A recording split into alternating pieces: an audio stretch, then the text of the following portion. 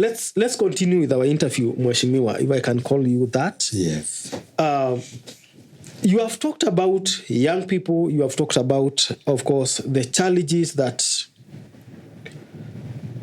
you have seen in Kericho, which you can call gaps. Yes. Do you think these challenges are unique to Kericho County, or do we have some of the challenges in other counties? Like you have talked about the public service, yes. Which you have said maybe is a challenge.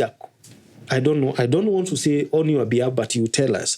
And do you have some counties in this country that you can say these counties are well run, or they are meeting expectations, and maybe you can look up to them and say this is a good model? Even if there is need for improvement, you can say, yes, this is a county that is being run well. Yes, when we look at counties have different challenges. Mm-hmm. Some challenges are very unique to specific counties. Yeah. And also it depends on the leadership styles and approaches that people put in. Mm-hmm. I was privileged to visit Kwale sometimes back. Mm-hmm. And it's one of the counties that I would say that it's fairly consistent in terms of service provision, mm-hmm. and also fairly consistent in terms of the human resource capacities serving in different places. Yeah. It's because of what they did in terms of succession management. Mm-hmm. When you look at the current governor, she was the deputy governor mm-hmm. for CS Mburia. Yeah. So that is why whenever there is a transition plan, you are likely going to have stability in terms of service provision. Mm-hmm. When we talk about Kericho, for instance, the challenges that are unique to Kericho perhaps can actually be sorted out by having a fairly consistent team in terms of the directors that are leading the department and also heads of section, because consistency and capacity building can actually be able to bring about improvement in terms of continual improvement in terms of productivity. Then it can also be able to help us in terms of strengthening areas that do have the weaknesses. That is why I would want to say that the counties that does well, like Murang'a also, for instance, one of the things that is accredited to the current governor is the ability to consult across board from the MCS all the way to the local leadership. You are talking about Irongo Kangata? Yes, I'm talking about it. I hope Irongo Kangata you can hear.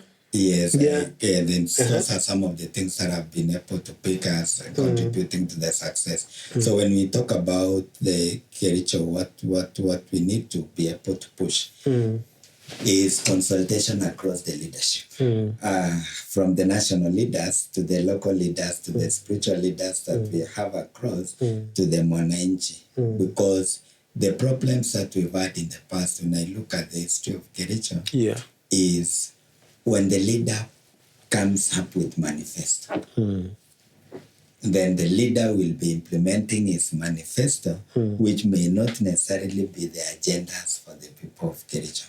And that is why part of what we are seeking to in our movement is to listen to the people of Kericho, so that they are also part of the leadership manifesto.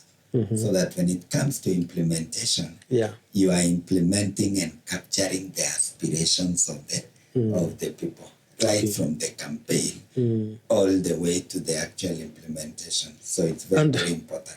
You have mentioned two things which are very important. Number one, succession, and you have talked about continuity of the leaders, especially the directors, and of course other top leaders.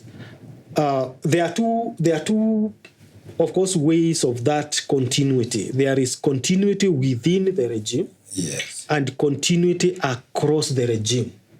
Just say something about you are talking about continuity within or continuity across. So what I actually talk about is continuity across the regime.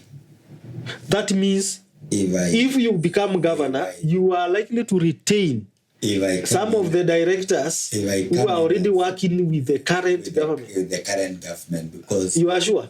Yes, I'm very, very sure. Because one of the things that we are looking at here is number one, the skills that the individual possess, the years of service that the county has invested in terms of training. So one of the things that we would be able to do is to realign their service provision with actually our agenda and the mandate the people has given us. And how will you deal with the royalty? Because that is something that even in the national government we see. When Uhuru was going home, he went home with his cabinet. When President Ruto was coming on board, he had to bring new cabinet without incorporating any person from the former.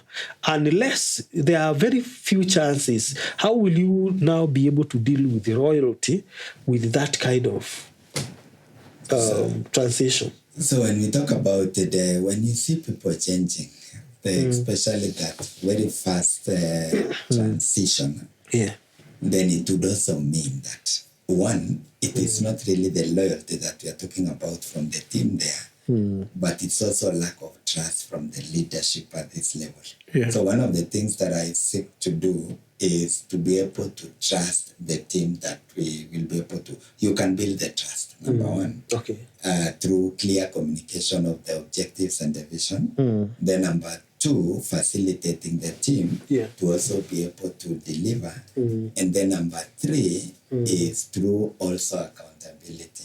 Some of the times when you see rapid changes is either when the regime wants to do things that may not be very popular with the team. Then finally, I wanted to demonstrate that it's also possible to have loyalty across the leadership, because even biblically, you look at Daniel. Daniel served different. Actually, 4 or 5 kings. 4 or 5 kings, yet he was able to deliver. In all of them. The beautiful thing that I would want to mention is we need to build relationships and not bridges. Relationships and not bridges. Not bridges. Good. I think that's a good thing. We want to take a short break.